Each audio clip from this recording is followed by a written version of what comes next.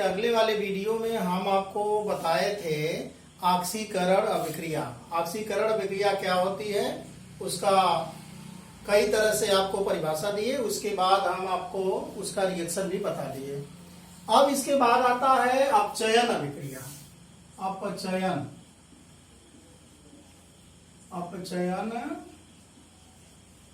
अभिक्रियाएं। अपचयन अभिक्रिया क्या होती है समझिए। जैसे ऑक्सीकरण था उसी तरह उसका जो है रिवर्स कर देंगे तो यह अपचयन अभिक्रियाएं हो जाएंगी। उस ऑक्सीकरण अभिक्रिया में ऑक्सीजन का योग होता है, इसमें हाइड्रोजन का योग होता है। अर्थात कह सकते हैं वे रासायनिक अभिक्रियाएं जिनमें हाइड्रोजन का योग होता है और ऑक्सीजन विस्थापित होता है अपचयन अभिक्रिया कहलाता है। पुनः अब आप एक बार और समझ लें। वे रासायनिक अभिक्रियाएं जिनमें हाइड्रोजन का संयोग होता है और ऑक्सीजन का विस्थापन होता है अपचयन अभिक्रिया कहलाता है। जैसे इसमें इस डिफिनीशन के आधार पे आप देख लें, जैसे हम उसमें लिखे थे कॉपर ऑक्सीजन के साथ रिएक्शन करके वो कॉपर का ऑक्साइड बना लिया था। अब वह कॉपर का ऑक्साइड जो है, यह जो ब्लैक कलर का कॉपर का ऑक्साइड होता है, यह हाइड्रोजन की धारा में अगर इसको हम लोग गर्म कर देंगे तो ये हो जाएगा, कॉपर इससे अलग हो जाएगा और H2O हो जाएगा, जिसमें देखिए ऑक्सीजन का विस्थापन हुआ है, अर्थात CuO का Cu में अपचयन हो गया है। तो इसी प्रकार से अपचयन का अन्य आप परिभाषा दे सकते हैं। जैसे कह सकते हैं कि अपचयन वह प्रक्रिया है जिसमें हाइड्रोजन का संयोग होता है, ऑक्सीजन का विस्थापन होता है और धन विद्युतीय तत्व का अनुपात बढ़ता है, ऋण विद्युतीय तत्व का अनुपात घटता है। चाहे ऑक्सीजन नहीं, वो क्या कहते हैं इलेक्ट्रॉन के आधार पर भी अपचयन का परिभाषा दे सकते हैं। क्या होता है? वे रासायनिक अभिक्रियाएं जिनमें किसी तत्व और परमाणु या आयन या मूलक उसमें अगर इलेक्ट्रॉन जुड़ जाते हैं जिसके कारण वह ऋण विद्युतीय हो जाता है, तो यह प्रक्रिया या यह अभिक्रिया कहलाती है अपचयन। या इलेक्ट्रॉन के वह रासायनिक अभिक्रियाएं जिनमें इलेक्ट्रॉन जुड़ता है जिसके कारण वह कम धन विद्युतीय में चेंज हो जाता है, वह कहलाता है अपचयन अभिक्रिया। इलेक्ट्रॉन के आधार पर हम लोग देख सकते हैं अपचयन अभिक्रिया के लिए। जैसे सोडियम है, 1+ है, इसमें इलेक्ट्रॉन क्या करेंगे? जुड़ेंगे। वह रासायनिक अभिक्रियाएं जिनमें इलेक्ट्रॉन जुड़ता है अपचयन अभिक्रिया कहलाता है। जैसे Na+ इलेक्ट्रॉन जोड़ दिए और यह प्लस है, इलेक्ट्रॉन माइनस है, जुड़ गया। 1+ है, यहाँ 1- भी है, जुड़ गया तो यह न्यूट्रल हो गया Na। इसी तरह आप चाहेंगे तो ये फेरिक है और इसमें इलेक्ट्रॉन जुड़ गया तो ये फेरस आयन में चेंज हो जाएगा। यह आपका रिडक्शन होगा या अपचयन अभिक्रिया होगा। और लिख सकते हैं अपचयन अभिक्रिया का एग्जाम्पल, जैसे देखिए ZnO+C gives Zn+CO। यह अपचयन है। इसमें क्या हुआ है? जिंक ऑक्साइड का जिंक में अपचयन हो गया है। तो ये है अपचयन अभिक्रिया के उदाहरण। ये इलेक्ट्रॉन के आधार पर उदाहरण है, यह हाइड्रोजन का संयोग हुआ है उसका उदाहरण है। चाहे इसी को कह सकते हैं कि इससे ऑक्सीजन क्या हुआ है? विस्थापित हुआ है। यहाँ देखिए, इसमें भी कह सकते हैं। यह देखिए, यहाँ से जिंक ऑक्साइड जिंक में बदल गया, इसका मतलब जिंक ऑक्साइड का जिंक में क्या हुआ है? अपचयन हुआ है। ये है आपका अपचयन अभिक्रिया। इसी ऑक्सीकरण और अपचयन अभिक्रिया के आधार पे हम लोग ऑक्सीकारक और अपचायक को भी परिभाषित कर सकते हैं। इसमें कह सकते हैं, देखिए ये रिएक्शन जो नीचे वाला एक नंबर 4 रिएक्शन है, इसको देख करके हम लोग कह सकते हैं, देखिए यहाँ पर जिंक ऑक्साइड का जिंक में क्या हुआ है, अपचयन।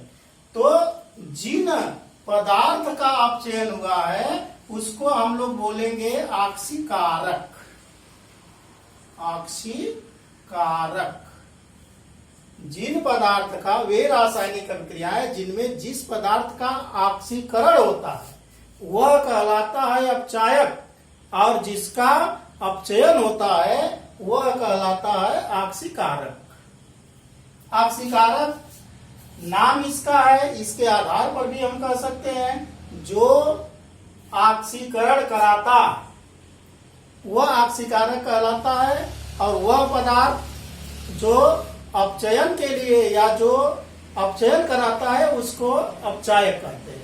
लेकिन सबसे सरल यही होगा कि वे पदार्थ जिसका अपचयन हुआ है उसको ऑक्सीकारक कहेंगे, और जिसका ऑक्सीकरण हुआ है उसे क्या कहेंगे, अपचायक। जैसे देखिए जिंक ऑक्साइड का जिंक में अपचयन हो गया, और यहाँ पर देखिए कार्बन है, कार्बन O के साथ जुड़ करके कार्बन मोनोऑक्साइड बना लिया, अर्थात इसका क्या हुआ, ऑक्सीकरण। इसका हुआ है ऑक्सीकरण।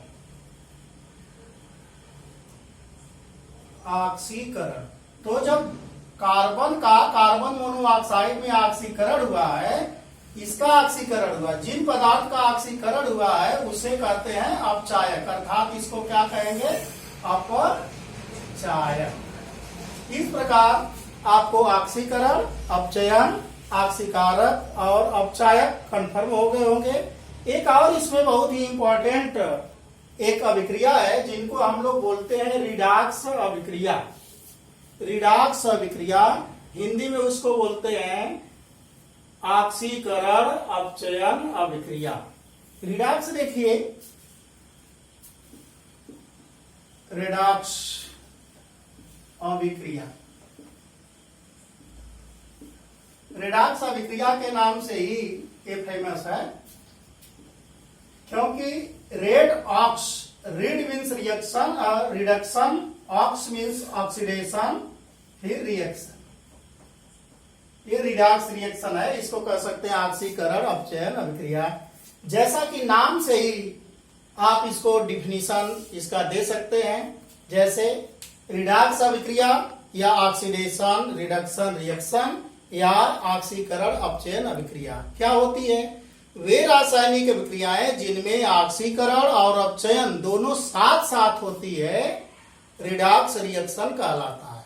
पुनः सुनिए, वे रासायनिक अभिक्रियाएं जिनमें ऑक्सीकरण और अपचयन दोनों साथ साथ होता है रिडॉक्स रिएक्शन कहलाता है। जैसे अभी अभी हम लिखे थे जिंक ऑक्साइड में कोक मिला देंगे तो एक जिंक अलग हो जाएगा और कार्बन मोनोऑक्साइड होगा।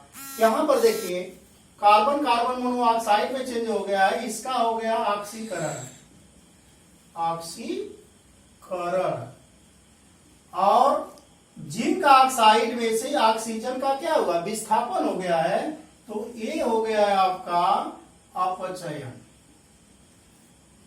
ऑक्सीजन का संयोग होता है तो ऑक्सीकरण, और ऑक्सीजन का वियोग होता है तो अपचयन।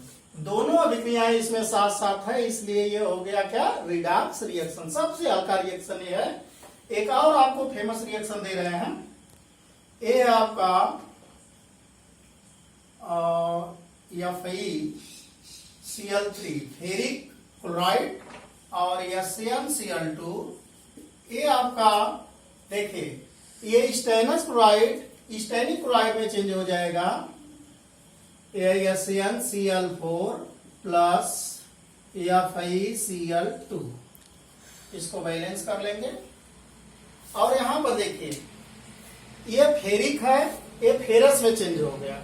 यहां देखिए फेरिक, फेरिक इसका मतलब कि ये 3 पॉजिटिव जो है 2 पॉजिटिव में चेंज हो गया। इसका मतलब कि इलेक्ट्रॉन इसमें क्या हुआ है, जुड़ा है, इलेक्ट्रॉन जुड़ा है, इसका मतलब ये है कि इसका अपचयन हुआ है या अपचयन। और SnCl2 का SnCl4 में रिडक्स ऑक्सीडेशन हुआ है, इसको कहते हैं ऑक्सीकरण। ये ऑक्सीकरण अभिक्रिया SnCl2 का SnCl4 में ऑक्सीकरण अभिक्रिया और FeCl3 का फेरिक क्लोराइड जो है फेरस क्लोराइड में अपचयित हो गया है। यह देखिए इसका अपचयन हुआ है, इसलिए इसको कहेंगे ऑक्सीकारक, और इसका ऑक्सीकरण हुआ है इसलिए इसको कहेंगे अपचायक। इस तरह से आपको ऑक्सीकारक, अपचायक, ऑक्सीकरण, अपचयन और ऑक्सीकरण अपचयन अभिक्रिया आपको हम बता दिए, और ये है एग्जाम्पल इसका दोनों। और दोनों एग्जाम्पल में से जो भी आपको आसान लगे उसको आप लोग देख लीजिए और समझ लीजिए। अगर नहीं समझ में आएगा तो फिर आप इसमें कमेंट हमको कर सकते हैं।